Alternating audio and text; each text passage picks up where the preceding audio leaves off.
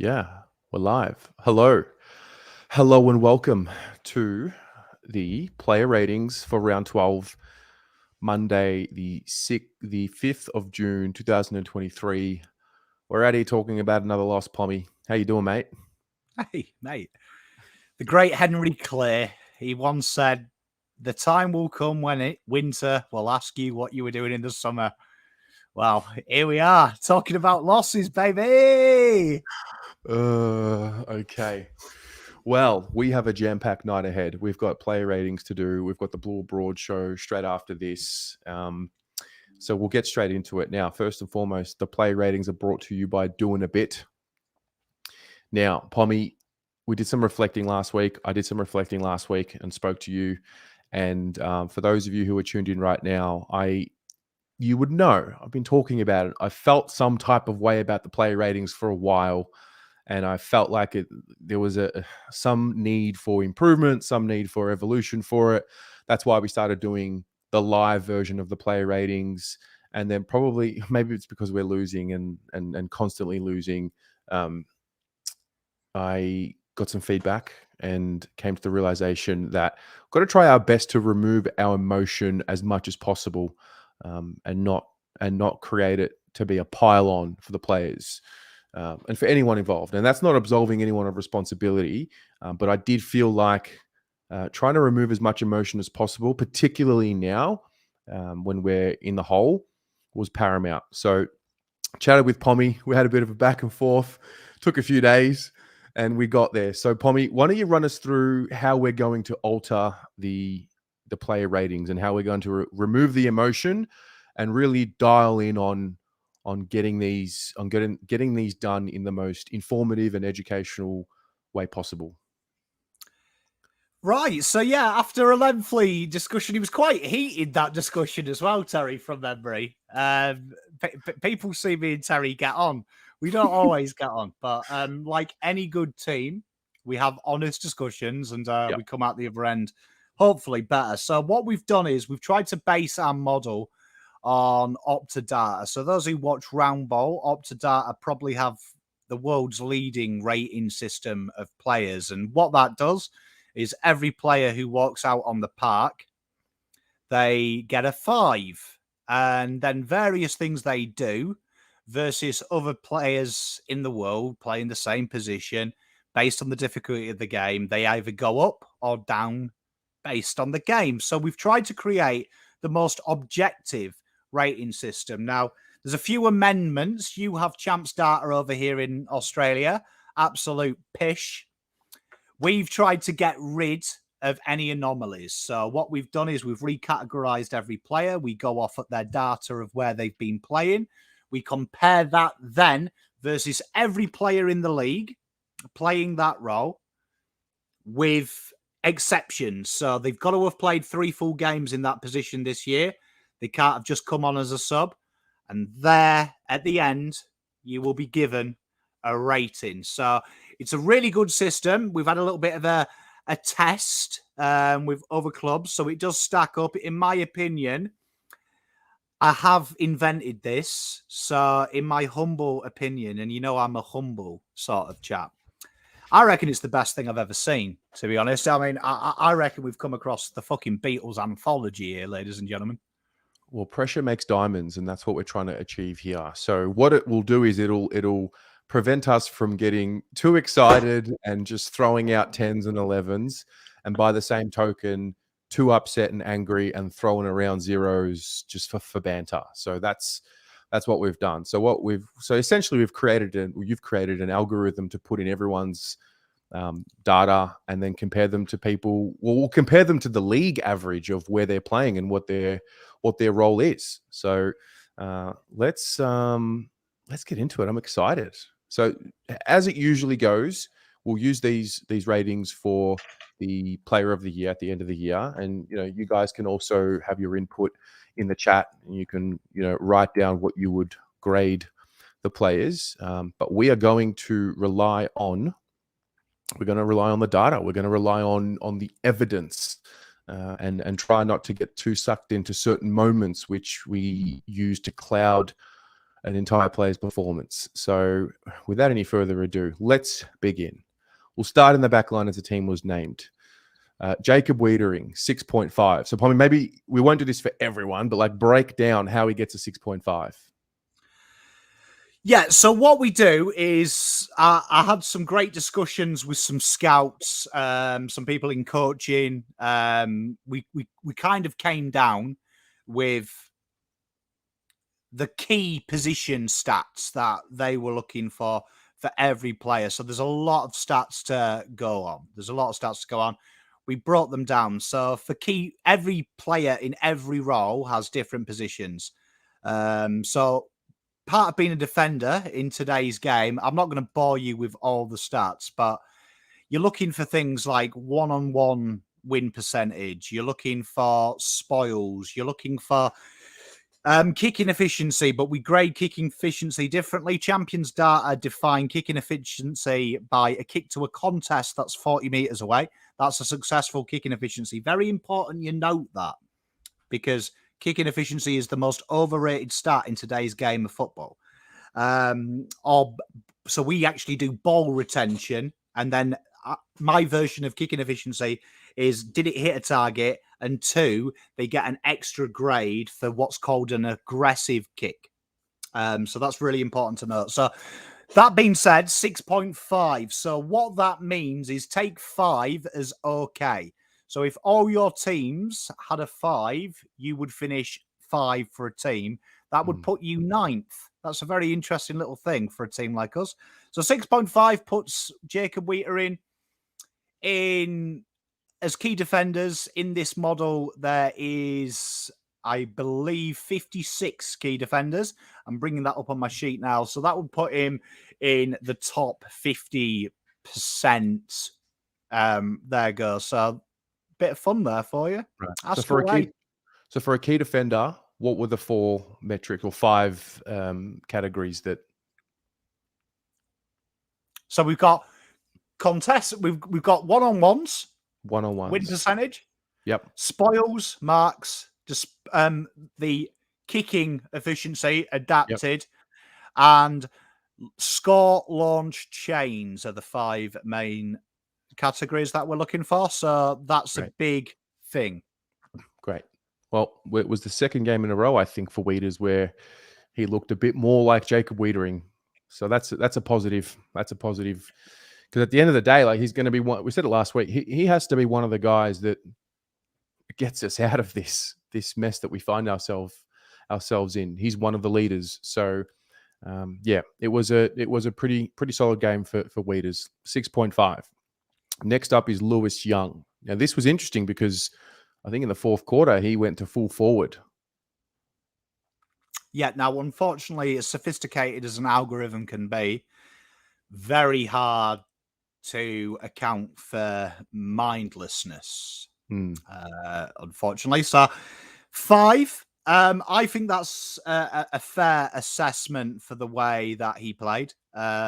He was quite loose at times, as I think the eyes as well as the numbers will tell. But at the end of the day, it's what you expect. When you lose, your defenders genuinely ain't going to be 9s. Fair. Then we move to McGovern. 5.5. See, the eye test told me that his first half he didn't play with as much willpower, but I thought he really played a much better game in that second half. Yep. So, I mean, for this guy here, you're looking a little bit different. So he's not graded just as a pure key defender. You're looking across the AFL here that this guy here is looking for intercepts. You're looking for ability to transition the football. You're looking for better things. Incidentally, this guy is probably the most seesaw of all the players rated, because if you went for the first quarter, this guy was a 2. Then he was a 1. Then he was a 7. Then he was a 5. So it kind of oscillates out. It just shows you how it is.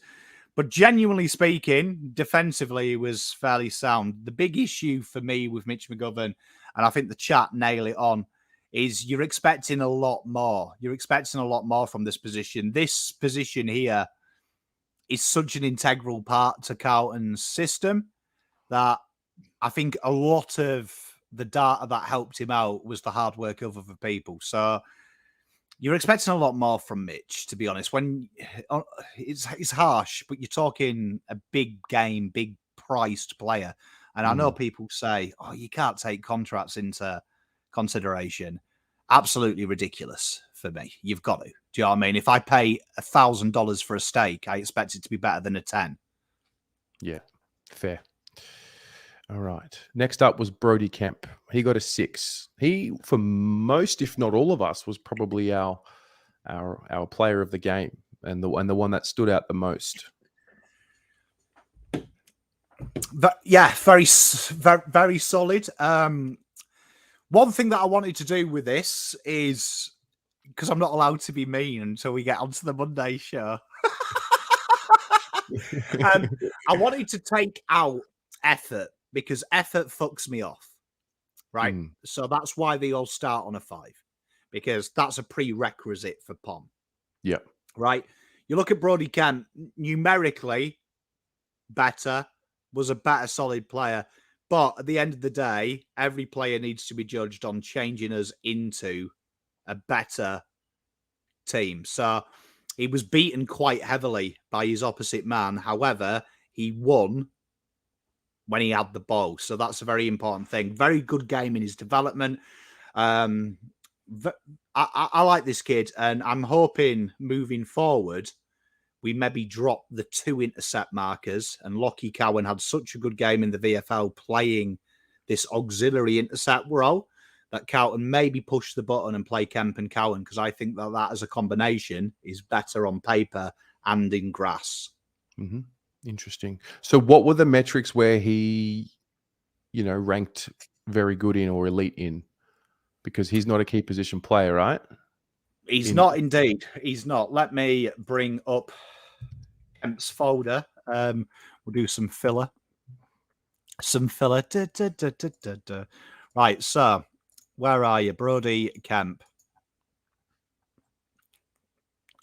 So Brodius Kemp. So when you look at Brodie Kemp's game, he had a solid kicking efficiency. He had, what did knock him down is, like we say, 60% he was one-on-one. That's quite low. The pressure act numbers from this position genuinely see a little bit more from him. And the big thing for him was his score launches. He didn't really get the opportunity to do that. But overall, though, his ability to intercept, his ability to mark, his ability to win the ball on the ground, that's fairly solid as well. And also, his ball retention was very high when he did hit targets. He took the harder kicks, and that's a really important thing to know. When people look at kicking efficiency and stuff like that, it's ridiculous. Ignore champion starters kicking efficiency. Ignore it. It's a lot more where you're taking the more dangerous kicks. So Kemp's disposals give him a higher rating because he was attacking the ball and he was using attacking areas. And that's where Carlton are really high, are really low ranked. When Carlton use their kicking, it's a real low percentage play. Brodie Kemp will bail you out of trouble. So decent game. Yeah, I thought so. Saad with a 4. I probably would have given him a 4 with or without an algorithm myself personally. Just wasn't the same dynamic Saad. Well, yeah. Saad, when I hear Voss say safe, I then look at this guy and go, he is the Antichrist of safe. The Antichrist. Saad doesn't know safe. For me, we don't use him enough. We don't put enough emphasis on what he's about. So for me, it's a disappointment for Saad because we we struggle to, when you're giving up that many forward half turnovers, this guy takes the game on and he breaks them high forward presses. And it's a shame because I counted 8 times in the second quarter. This guy got away, and people are talking about tagging. Totally incorrect. Saad is smart. He gets away from the tag. They don't look for him, and teams have worked out this wonderful technique with him of playing in the risk factor of leaving him out in space, knowing the kick is dangerous. And that's a really important thing to look at because teams aren't taking on with him. People aren't our team aren't taking him on. Yeah. Look, guys in the chat, I know it's going to be difficult to adjust, but we're removing the emotion. So if you don't like it, you don't have to be here. You are excused until 7 p.m. What we're doing is we're evolving. We're removing the emotion because the emotion is adding a layer that is unnecessary at times. This is starting from me. So that's what we're doing. Cotter, 4.5. Maybe outline what were the metrics for him, for his role. What is he listed as, and what is his role? So as Cotter playing in the back pocket or half back, it's not a great position for him, but you're looking at his tackles. You're also looking at his one-on-one contest when the ball hits the deck. You're looking at his score launches, looking at his risk factor on his kicks.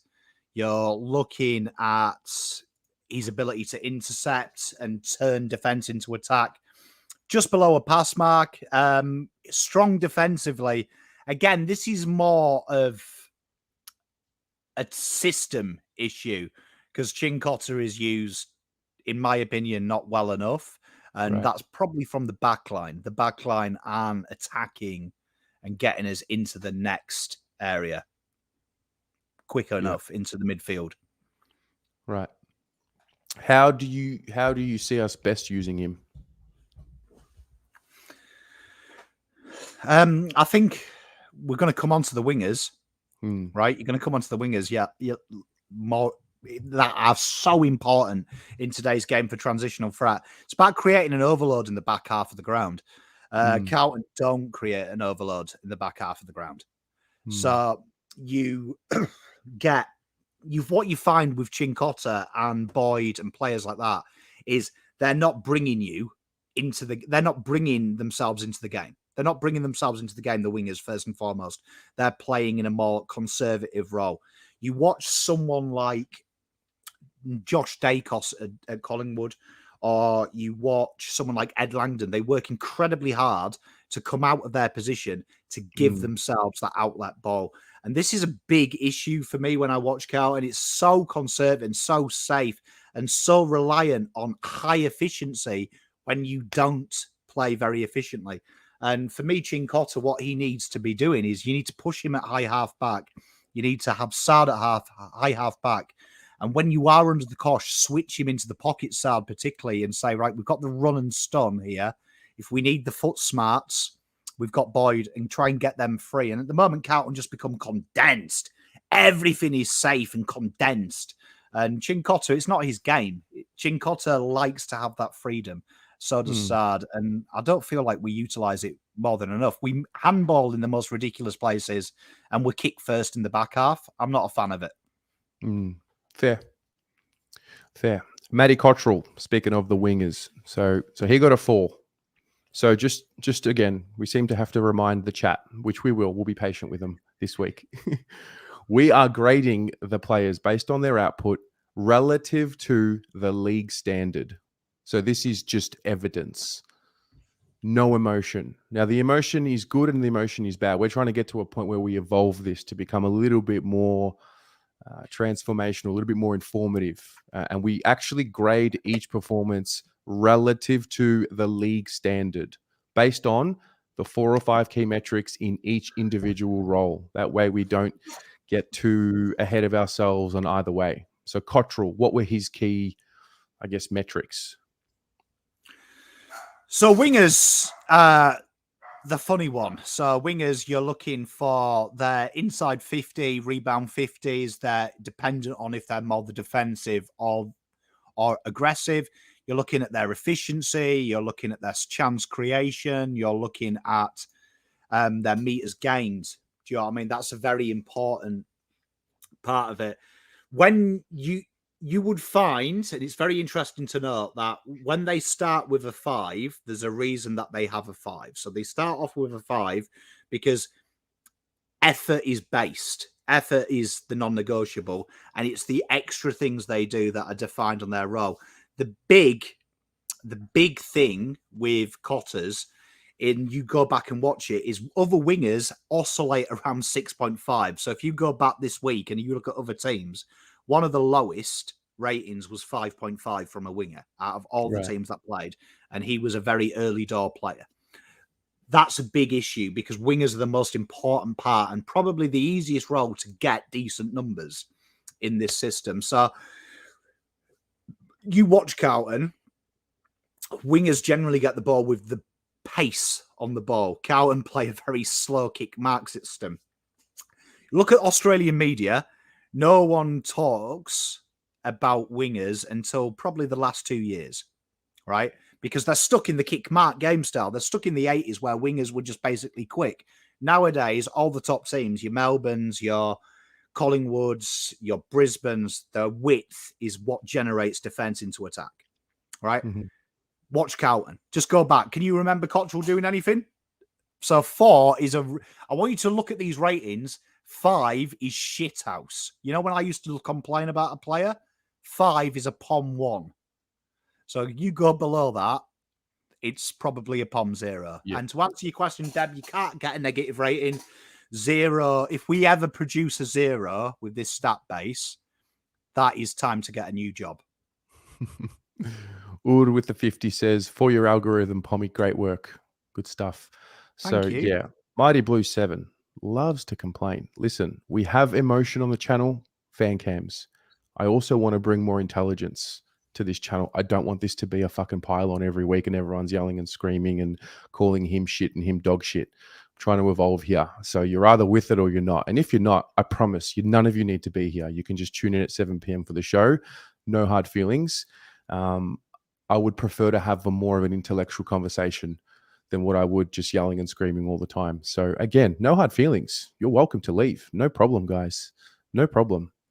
Fire the questions as well. Like fire the questions. Fire questions out and we'll put them on the screen. But if you're going to complain, then you're not going to get your, it's time to evolve. So it's going to be a little tough. It's going to be a little hard, but what are you going to do? You're going to sack the coach again? You're going to sack me? We need to look to be better. That's what I think. You have no idea as well how fucking hard this was to do, just so you know. I had to grind this out of Pommy. So come for me, mate. Come for me. To be fair, I'm probably on your side, chat. I like shouting and screaming. But this is good. This is good for me, to be fair, because not being big-headed, my ratings on this game were about an average of 3 below what they were voted. So this is helping me be nicer. Correct. Correct. Also, you're welcome for the channel. Hit subscribe, please. All right, Cripper. We gave him all the TPI spat out of 4. So again, go through what are the metrics that he had to hit.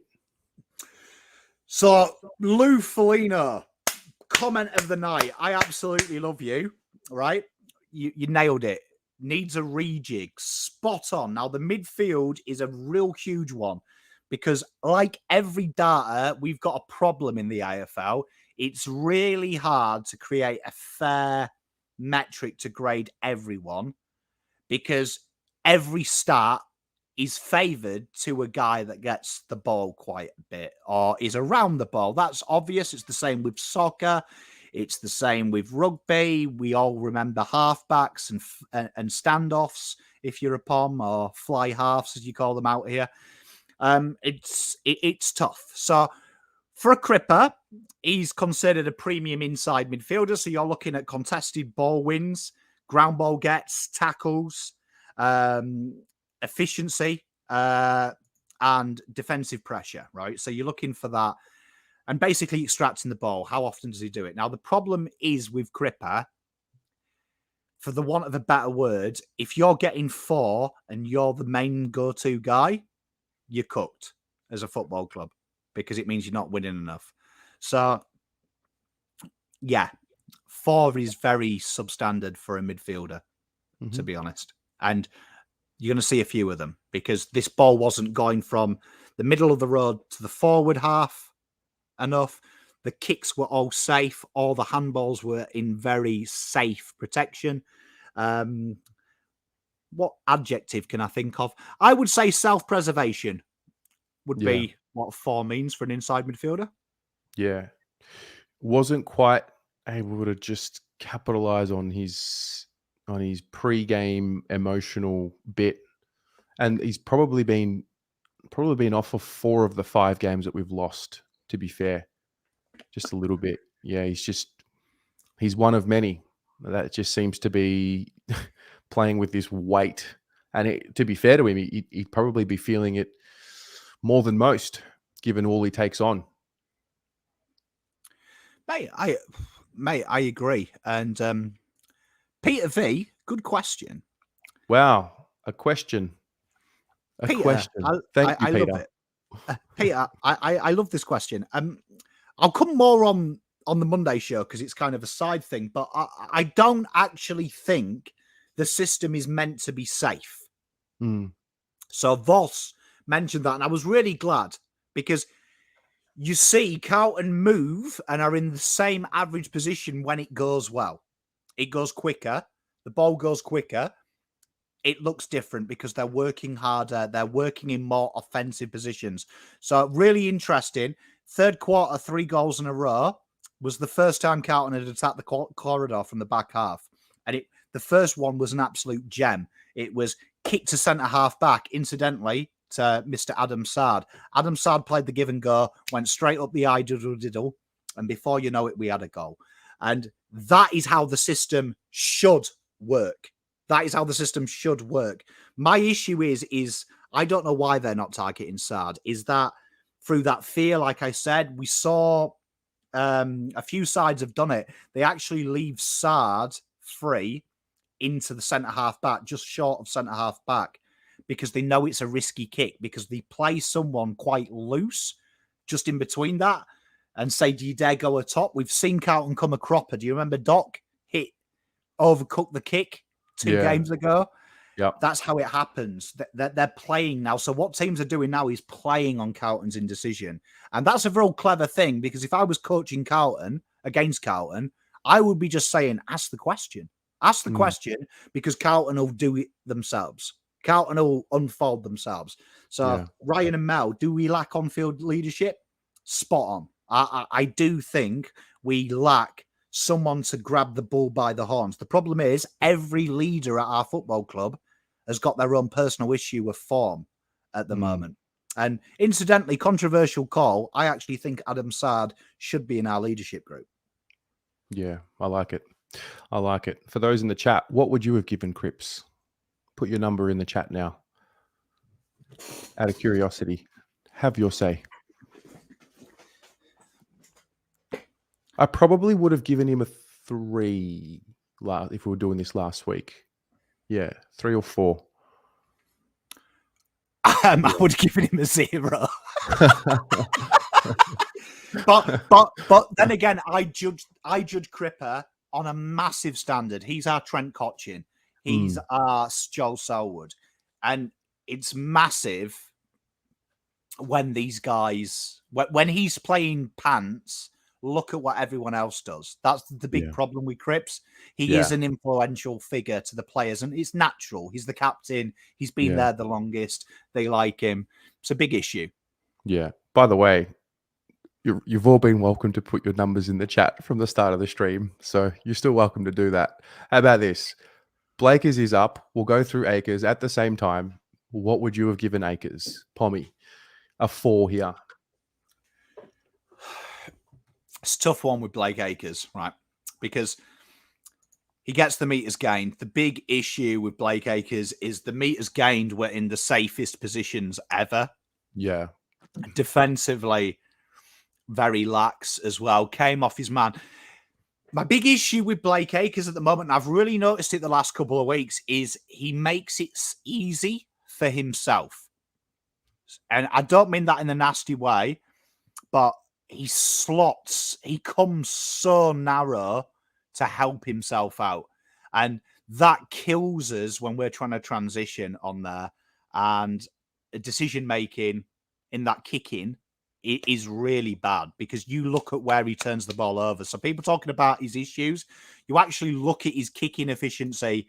It ain't as bad as you would think. Do you know what I mean? To be fair to him, it ain't as bad as you would think. But this is why I'm telling you the kicking efficiency stats are flawed, because when you look at the areas he turns it over, it's putting pressure on, because 66% kicking efficiency is pretty tasty. Do you know what I mean? Most top level pros would be happy with that.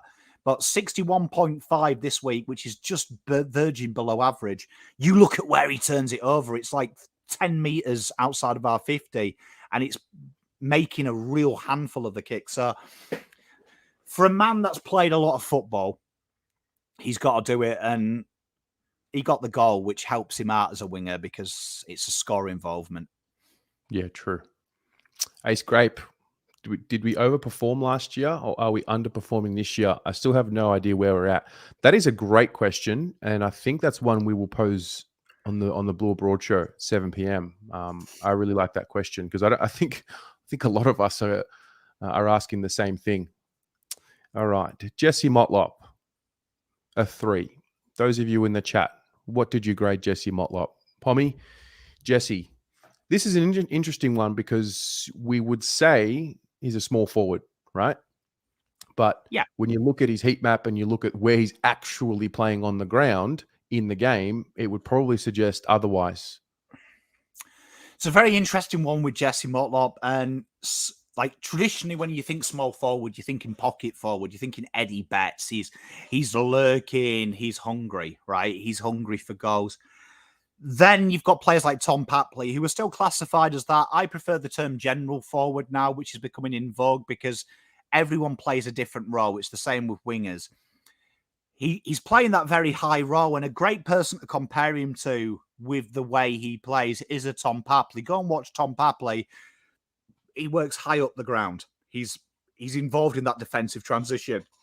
He then gets involved in the midfield transition. Motlop's a real frustrating character at the moment, because he does one or the other. And he either doesn't get back forward, he spends way too much time in D50. Go and watch some great passages of play in the second where he's in the back half of the ground and he's not got back forward, and there's players overlapping him. He's definitely someone that I think in an ideal world, it would be great if we could give him some time in the twos.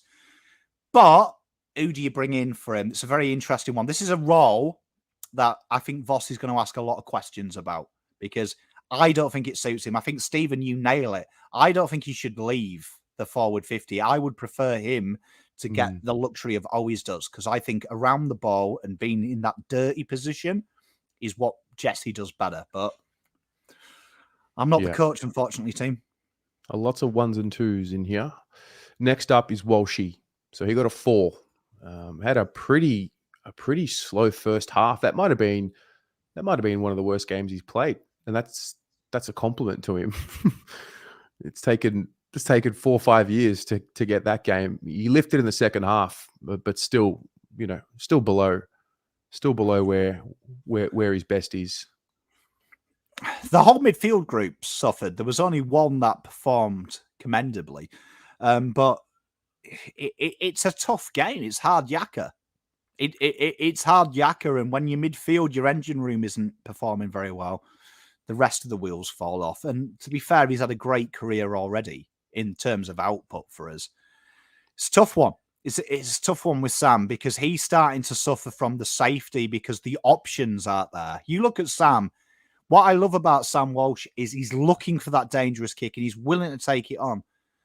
But your midfield is only as good as the movement ahead of the ball sometimes. And it's poor at the moment. It's poor. It's self-preservation. Yeah. Yeah. I think he got pinned twice in the game. Once from Bowie and another one, I can't remember who it was. And it's never really been a feature of his game where he gets caught, or he gets caught being indecisive or spending a little bit too much time to get rid of the ball. Or he's usually, up until this point in his career, he's been so sure of what he wants to do with the ball in hand. And this is something that's plaguing all of them.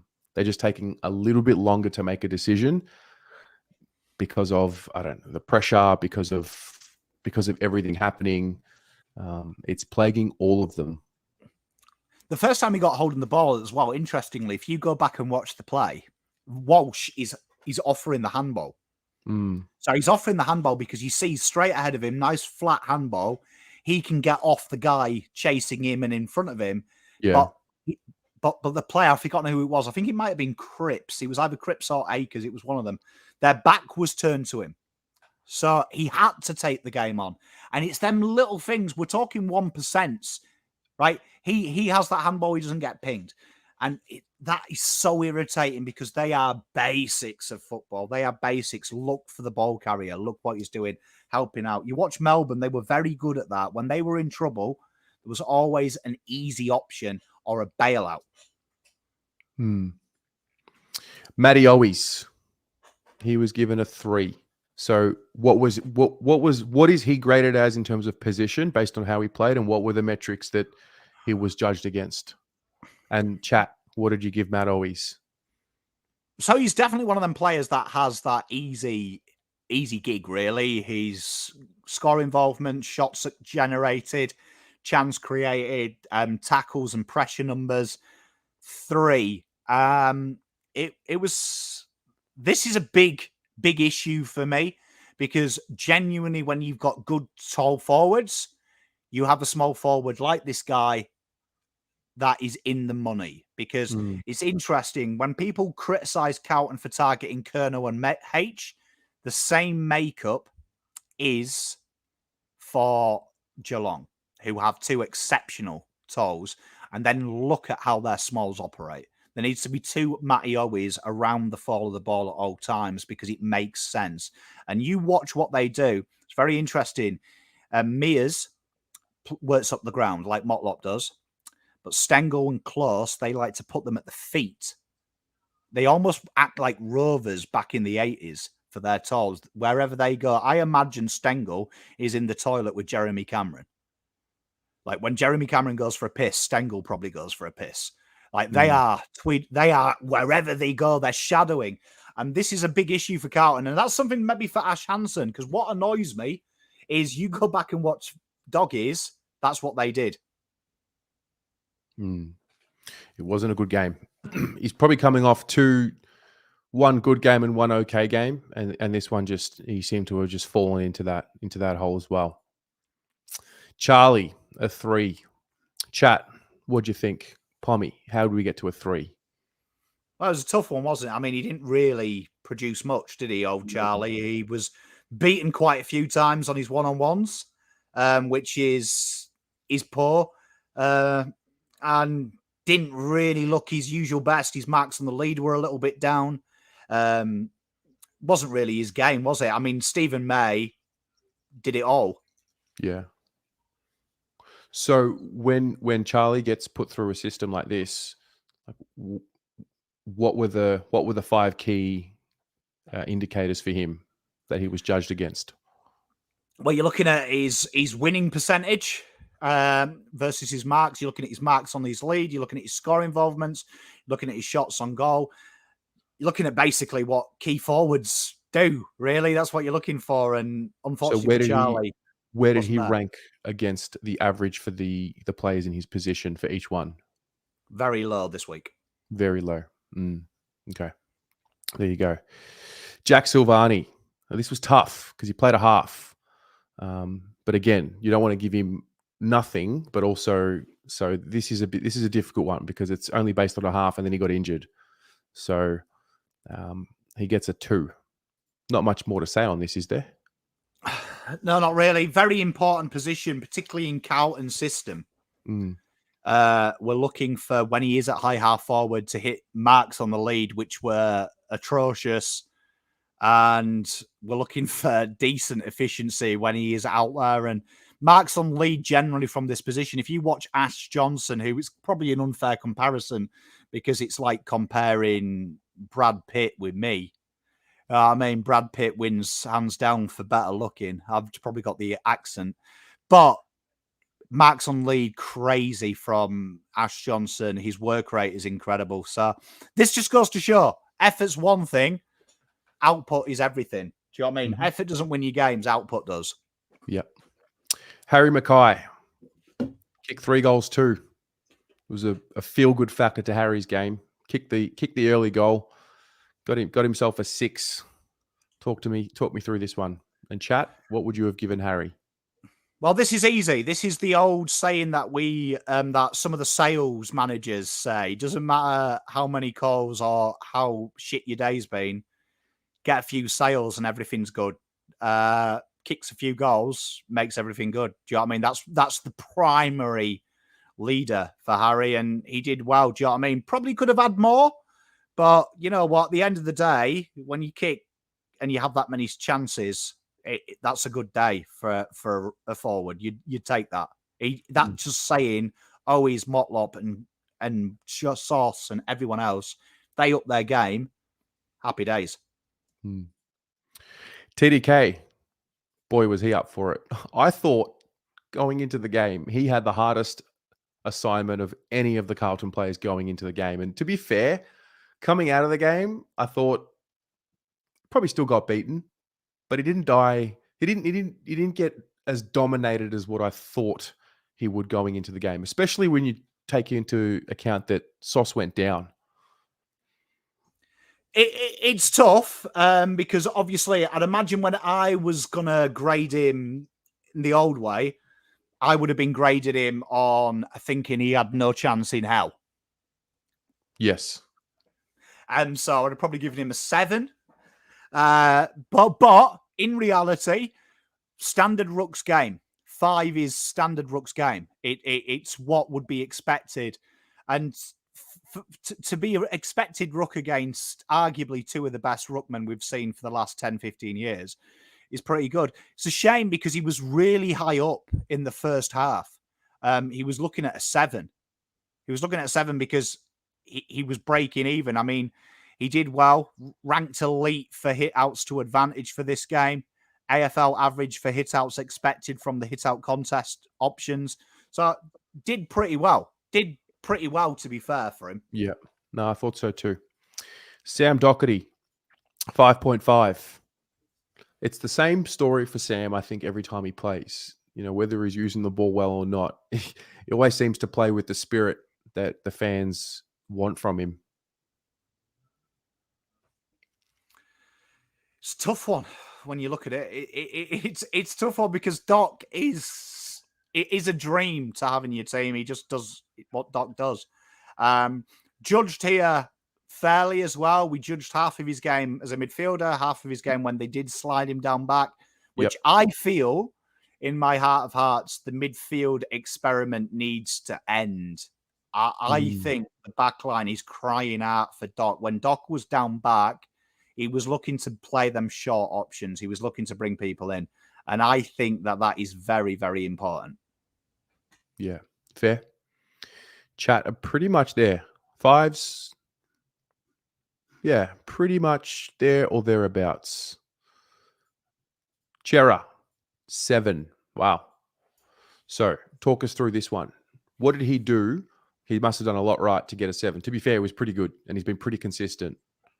7 is where I'd expect every midfielder. 6.5 to 7, where I expect every midfielder, because they get the most opportunity, most opportunity in their game. You found when you watched Adam Cerra, if you're going to judge him as a midfielder, he was involved in just about everything Carlton did good. You know what I mean? Everything Carlton did good. Chesney was part of it. Big thing for Cerra is he gets the game going. He looks to bring them players in. He's looking to actually do something with the ball as opposed to just retain the ball. The 6 score involvements, do you know what I mean? Decent meters gained, hit his keys in decent areas as well. And also an underrated part of his game. And Andy, thank you for bringing that up. His tackles as well. His defensive pressure. That's something that people don't talk about Cerra when he came here. People just said harsh stuff like, oh, he's classy. And I hate that C word. C word is the most ridiculous word classy. What the fuck does that mean? You know what I mean? What a ridiculous... What? You look good, but you're fucking useless. That's what I hear. If someone described me as classy, which they'd never describe me as a soccer player as classy, I was robust. I'd be offended. He chips in, and you know what? Mark R nails it, plays with heart. This guy's got a bit of self-pride. You can tell that this guy comes off the ground and he's like, you know what? I'm gonna go out. And I'm gonna do the best I can do. I really enjoyed Adam Cerra. I really do. It makes me happy. He does. He's one of the few that are really, I think we had this conversation last night. One of the few that's actually improved this year. So Lockie O got a 2. So it's hard to get a 2 in this system, isn't it? You'd be surprised. Chat, what did you grade Lockie O? Yeah, I don't know. Every possession he had was safe. So that's not what we expect from a winger. 0 defensive responsibilities. Basically, the thing that kept him afloat was it's quite hard to get 0, but it was the meters gained for a winger really poor. And I mean, I would have given him a 0 if I was judging him personally, because I felt like I would have been pissed playing nearly every game last year. Hollands comes in and he takes my job. This is an opportunity to tell Voss when Hollands' shoulders gone, it's fine.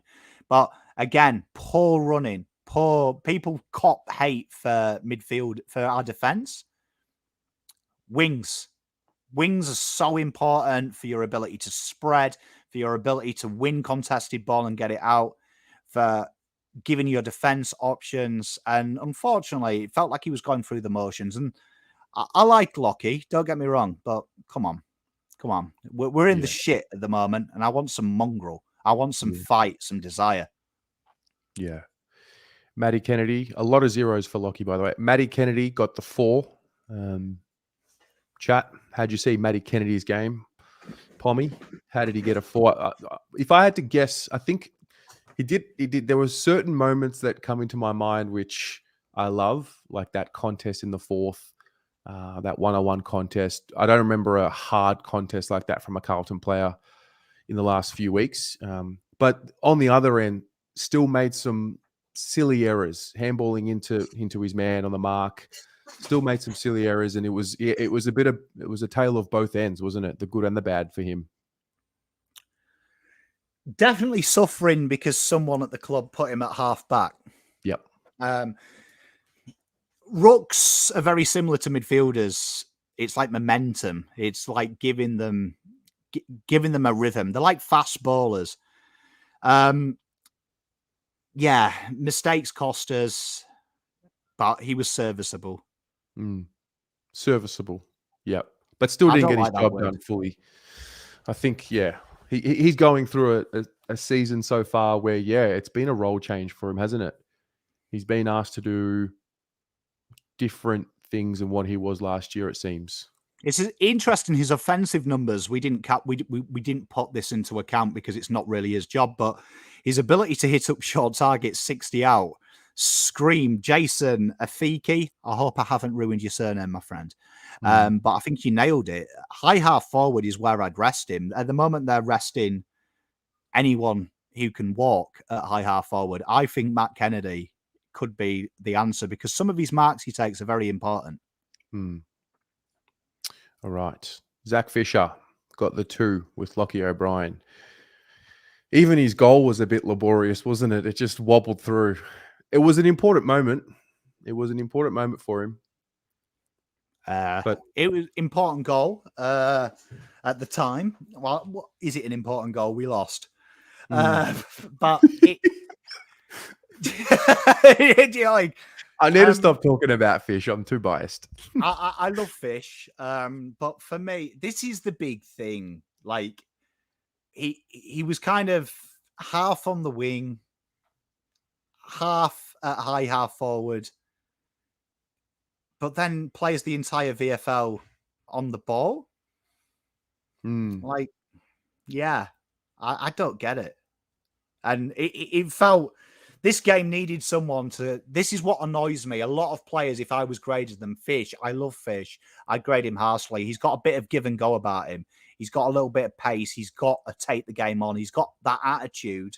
And when we're playing and we're crying out for someone to take the game on, I'm looking at Fish. Just take the game on. Fuck the coaches. Fuck everyone. Take the game on. This is what you're born to do. Yeah. I was hoping to see a bit more. I thought I saw at times a bit more composure from him, but like a lot of them, just not enough. Just not enough of an impact. So next up, Jordan Boyd, also with a 2. That's 3 of them now. There was a moment. Is Eddie Haddad still in the chat? If you are, make yourself known. There was a moment. I think we was kicking a short kick in the second quarter, maybe to Jack Silvani, and it just went out in the full. And in that moment, I was like, ugh, But again, not wanting to grade his full game on that one kick. Just didn't seem to get the job done. Yeah, and you can see in a system that is requiring build up from the back, which is going to then ultimately turn into a quick attack. Boyd, you know what? Boyd really frustrates me because do you remember? I don't know if anyone in chat, let me know if you've got little brothers or bigger brothers. But when my little brother used to have this thing where he'd lean forward at dinner time. So the back of the legs were open. Yeah. And when you have that half smile because you're going to pull the back of the legs and you're going to make him go arse about tit. And there's that little look in your eyes of opportunity. Watching Jordan Boyd, he has them eyes where he's got that opportunity to take the kick and he doesn't back himself. And it happened as soon as he kicked it out on the full. That was the snowball for it. And that's a big thing for me. A lot of these players make one mistake and I can guarantee they're gone. They're gone from the game. And do you know what I mean? Like, you've got to put yourself out there. Put yourself out there. And I don't know where this intrinsic pressure's coming from. Your guess is as good as mine, but can we stop being scared, please? Yeah. And then Paddy Dow, who got a 3.5. Chat, what did you think of... Lou, that kick on the full, mate. That was about Jordan Boyd. So Paddy Dow, a 3.5, came on as the sub. So why does he get a 3.5 when he plays a half, but someone like a Lockyer gets a 2? Well, we did it. What we did with his stats is we brought them down per minute, and the same as JSOS. We brought them down per minute to make it fair. Yeah. Very direct. A lot of his handballs were to runners. There was a couple of mistakes, but you know what? Considering everyone else got 4. I'm going to go out there and say I didn't hate his game. He gave us something different, and he did look to play them give and goes. So I really enjoyed it. Kind of harsh, though, even to give him a stat per minute. Kind of harsh because obviously it's a lot harder for him because he started the game late as opposed to JSOS, who was there from the start. It would have been interesting to see that dynamic. And I think I speak for everyone in chat. I'd like to see him for 2 or 3 weeks. I'd love to see him in a full game. Fair. All right. There you go. Well, there's the play ratings, guys. Well done. This was typical Australia. You present something different. Yeah, I know. The chat hated it. You present something different and they just, we don't like innovation. We don't like change. Stick with us, guys. Stick with me. Stick with us. This will get a lot easier to understand. And it'll remove the variable of the eye test because sometimes the eye test fails you for good or for worse. So thank you for tuning in. We're all heightened. We're up and about. And rightly so. We haven't won a game. We've lost 5 in a row. So, Ari, how dare I try and improve the content? I know. No, look, I understand, man. We're pissed off. I understand where it's coming from. I do. But one thing I'm dedicated to doing on this channel is always getting better and not getting sucked into the mob crowd. I don't want to be that. I don't want to do that. If you want emotion, the fan cams are where you come. You get emotion. If you want some more intellect and some more intelligence, some of these other shows, that's what I want. I want this to be better. So that's my commitment. Thanks, guys. Pommy, thank you for creating an algorithm. I don't know if anyone said thank you yet. Maybe Ud has, but I'll thank you, mate. Thanks for putting the time to create this for us. Thanks, and I'm sorry, chat. I'm sorry it upset you so much. I know, everyone's so upset. No, it's good. We love your chat. Keep bringing that energy. See you in 5 minutes for the Blue Broad Show. Ciao.